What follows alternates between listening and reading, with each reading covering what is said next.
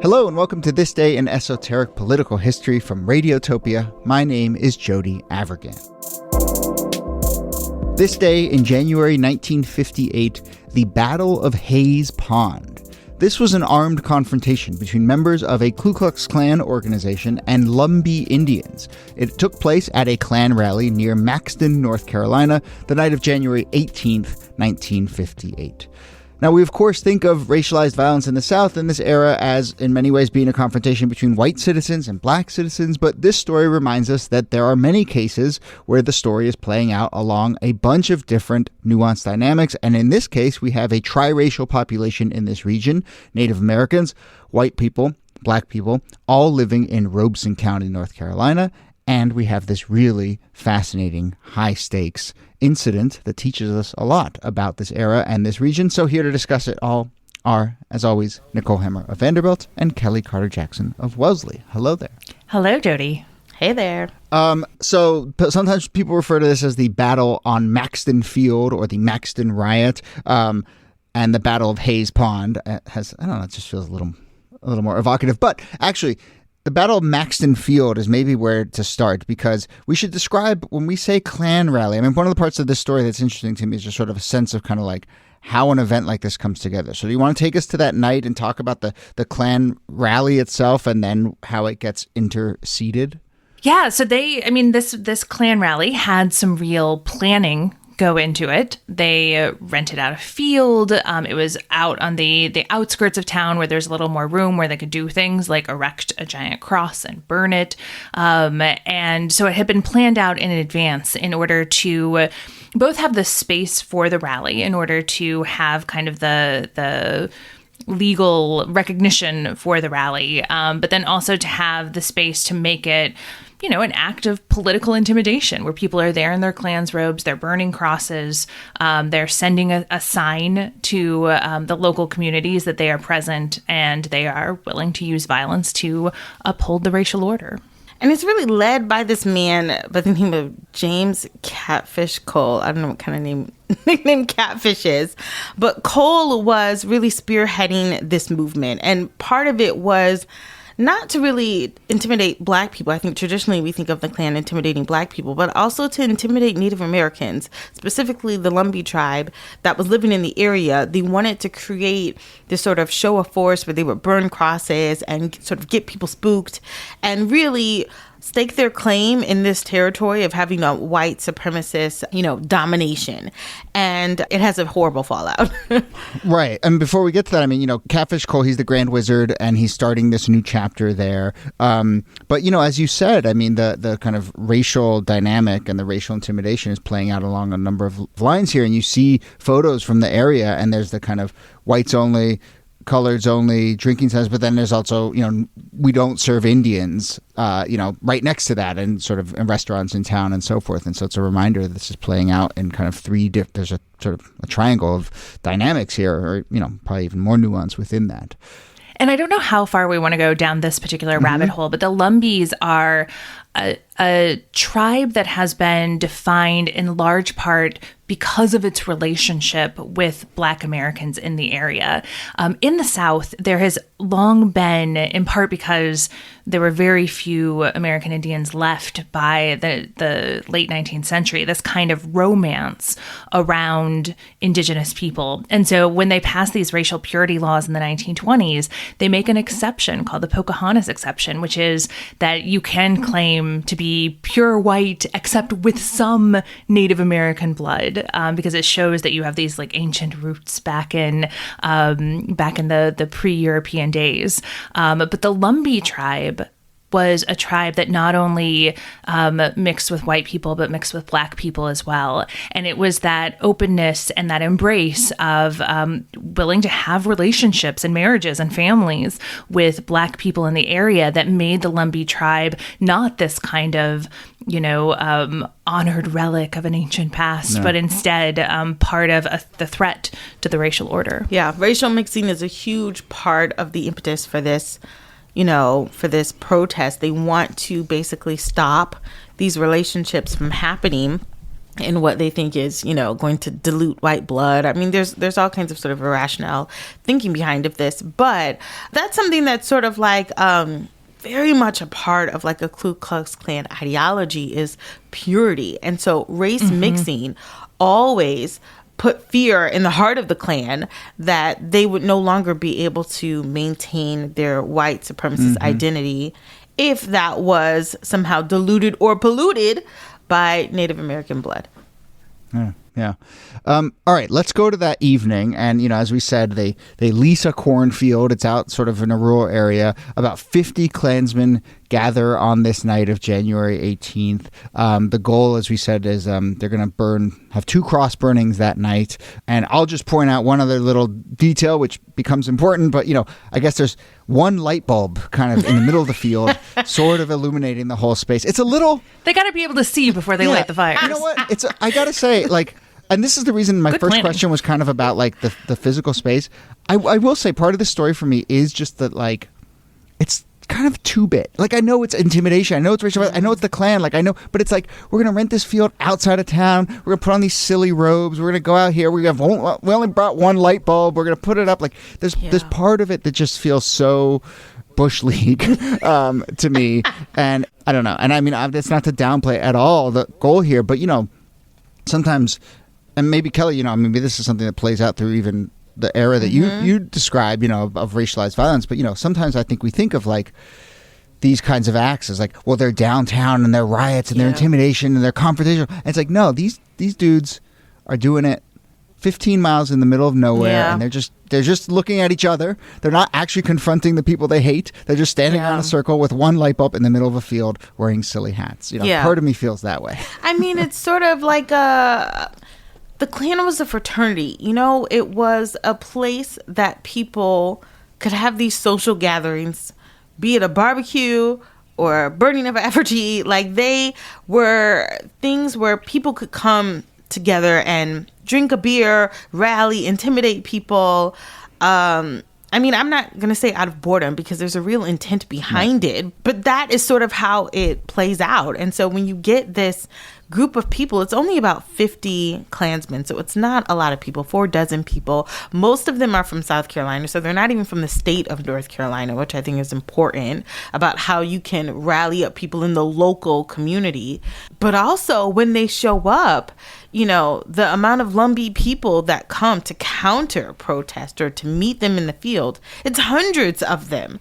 And so now they're even looking even more dwarfed because they don't have the kind of representation that they thought would show up to this event. And I think Cole, who was leading this, starts to realize very quickly that, these numbers are not in his favor and that this is not going to go over well.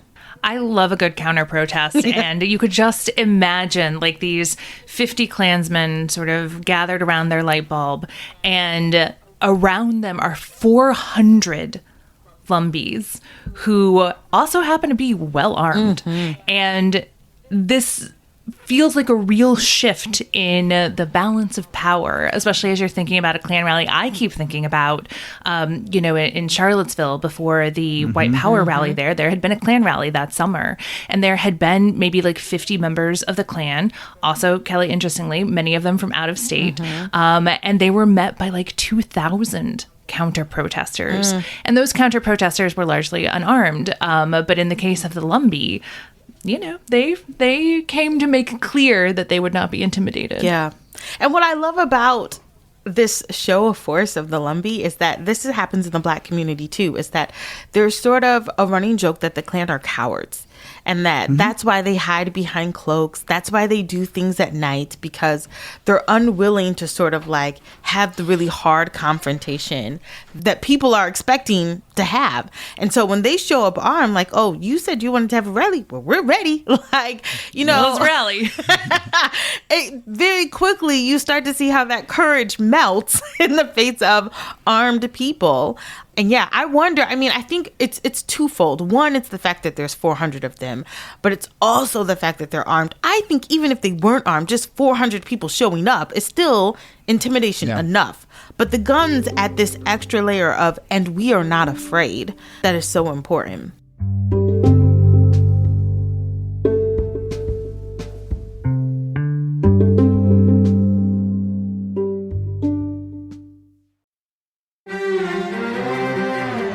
You're used to hearing my voice on the world, bringing you interviews from around the globe. And you hear me reporting environment and climate news. I'm Carolyn Beeler. And I'm Marco Werman. We're now with you hosting the world together. More global journalism with a fresh new sound. Listen to The World on your local public radio station and wherever you find your podcasts.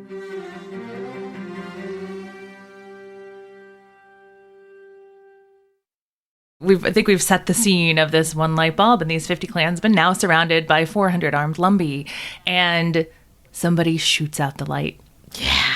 And that's when that expected cowardice appears, suddenly plunged into the darkness with all of these armed people around them. The members of the Klan hightail it. They start running. The Lumbee are shooting in the air. All of the Klans people are running. Catfish James Cole skitters off, leaving his wife behind. This is both of your favorite details of this story, right? This is so shady. He leaves his wife, and not only does he leave her, just flat out abandon her, but her car is stuck in a ditch, which she can't get out. And then the Lumbee people, being the good people that they are, help her get her car out of this ditch. And it's no surprise that a year later, she files for divorce. Just amazing. I love that detail. Wild. Yeah. Wild. Yeah, there are photos of people pushing this car out of a ditch and people running around. And, we should say, yes, guns are fired into the air. Someone shoots at the light bulb. No one is shot. No one is shot at, from we can tell. There isn't really a formal kind of resolution. It's just sort of like people scatter. The tension maybe drops a little bit. The police eventually do show up. I think there's only one arrest. Of a Klansman. Of a Klansman who was carrying a concealed weapon, which is funny because all the other weapons are very unconcealed. But yes. You just got to show them that you're carrying. But actually, the police part of this is really interesting because the police in this area didn't want the Klan to rally. They weren't on the Klan side, and they did not necessarily feel a strong obligation to protect members of the Klan. And so it is a reversal of a lot of what you see in the South at this time, where not only are the police either looking the other way or potentially aiding the Klan, something we see in the Greensboro massacre, but sometimes those who work forces sometimes also wear Klan's hoods. And so it's a really interesting position for the police in this community too. What I think is so telling is the cover of the Sunday Telegram. The major headline says, "Armed Indians break up Klan's rally." And then off to the side, it says, "Police rescue Klansers from 1,000 Indians." And it's okay, it was not 1,000 Indians. But the fact that the police have to be sent in to rescue, the KKK is just really? I mean, it's wild. But this is also not particularly unique in that there are instances in which I think Black people and Native Americans have shown up armed, have not killed anyone, but the gun itself, or the symbolism of what the gun can do, is enough to shut down a lot of these, protest or riots or would-be lynchings that you see take place. And I always marvel at the fact that oftentimes no one dies, right? No one's killed. Or maybe someone's shot at but not wounded or severely wounded, but that you don't actually have to kill people in order to accomplish your goal. Sometimes you just have to show up and show that you mean it.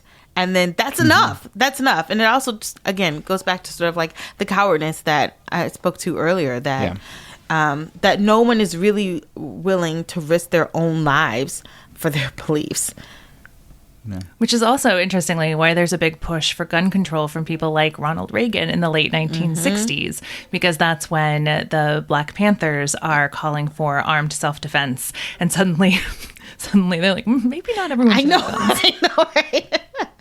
So hypocritical. But yeah, it's effective. So as we wrap up this story of that night, one thing worth noting is it dissipates. The car gets pushed out of the ditch. Catfish Cole's wife starts to have second thoughts about her relationship. And the Lumbees, kind of gather up all the like robes that have been discarded on the ground and the flags and so forth, and they gather them all up and they go back into town and basically they party. And so that night, it turns into basically a Lumbee sort of celebration, and there's photos of like Lumbee, of a couple guys who look like maybe they've had a couple drinks, like wrapped in a KKK flag that they had confiscated, like it's the fucking like a thing that you do at a college prank or something, where and you like, steal the other fraternity, where you steal the other fraternity's flag or whatever. But they're doing that, and they're having and so again, it's just there's just so much interesting texture to this evening and dynamics and all the sort of like social dynamics wrapped up into all of this other much, much more serious, grave and high stakes stuff that's going on around it. The legacy of this is a really interesting one too. We should do an episode about kind of, you started to hint at some of it earlier, Niki, but the Lumbees' kind of interesting fight for recognition and the way that they've positioned themselves, and that has continued, and they've continued to kind of like fight battles in this region on a number of fronts. And even as recently, and this is clearly a big part of the story of that region, and in 2016 the tribal chairman Harvey Goodwin Jr. kind of said at a speech, he said, "We drove the KKK out of Robeson County and they haven't come back since. And we're going to use that energy to continue fighting all our battles today." And so, you can see how this really continues to have ripple effects. Yeah. I think about Robert Williams, who was the former NAAC president of the local branch in Monroe, North Carolina, and how he saw the Lumbees' response as really a model for his own group to say, oh, okay, so if you use guns and if you stand up to these kind of people, they just go away? All right, that sounds like a plan. And that terrified, a lot of white people, the idea of not just armed Native Americans, but also armed Black people that might take up a similar stance of resistance and be effective. And this actually came up fairly recently in the 2022 elections. Charles Graham, who was a Lumbee from Robeson County, one of the campaign videos that he releases is a video that recounts this story, and it goes viral on Twitter because so few people had heard of this story. And so he had a cool little reenactment, which was a nice little piece of the story of 2022. Mm-hmm. Yeah. And I mean, obviously 1958, not that long ago. So, yes. Okay. Well, that brings us to the end of the episode. I think a few people have recommended this. So shout out to everyone who's kind of suggested we get to this one. It's been on the list for a while. I'm glad we got to it. Nicole Hemmer, thanks to you. Thank you, Jody. And Kellie Carter-Jackson, thanks to you. My pleasure. Thanks for listening. Our researcher and producer is Jacob Feldman. Our producer is Brittany Brown. Our transcripts, which you can find on our website, are done by Kala Nakua. This Day in Esoteric Political History is a proud member of Radiotopia from PRX, a network of independent, creator-owned, listener-supported podcasts. Audrey Mardovich, executive producer. Yuri Lasordo, director of operations. Thanks to all of you who support this show by being members of Radiotopia. Find transcripts, sign up for our newsletter, find us on social, suggest topics, all that and more at our website, thisdaypod.com. See you soon.